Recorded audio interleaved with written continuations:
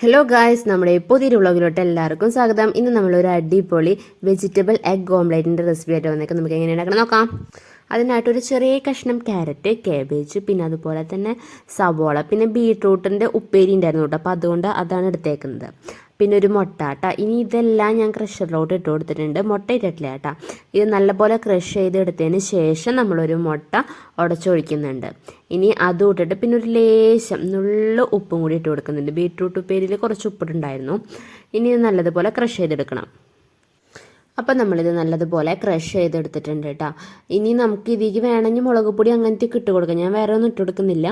ഇനി നമുക്കൊരു പാനിൽ ലേശം വെളിച്ചെണ്ണ ഒഴിച്ചെടുത്തിട്ടുണ്ട്. ആ വെളിച്ചെണ്ണ എല്ലാ ഭാഗത്തേക്കും ഒന്ന് ആക്കി കൊടുക്കുന്നുണ്ട്.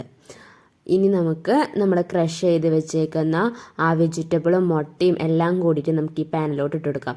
ഇത് അധികം പരത്താനായിട്ട് പറ്റില്ല കേട്ടോ, കാരണം നമ്മൾ ആകെ ഒരു മുട്ടയാണ് ഇട്ടിട്ടുള്ളത്. അപ്പോൾ ഈ വെജിറ്റബിൾസ് കൂടുതലാണ് ശരിക്കും കൂടി. അപ്പോൾ ഇനി നമുക്കിത് മറച്ചിടണം. ഞാൻ പകുതി ആക്കിയിട്ട് വേണം മറച്ചിടുന്നത് കേട്ടോ, അല്ലെങ്കിൽ നമ്മളിത് നന്നായിട്ട് പൊട്ടിപ്പോവും. അങ്ങനെ നമ്മുടെ മറ്റേ സൈഡും നമ്മൾ മറച്ചിട്ടിട്ടുണ്ട്.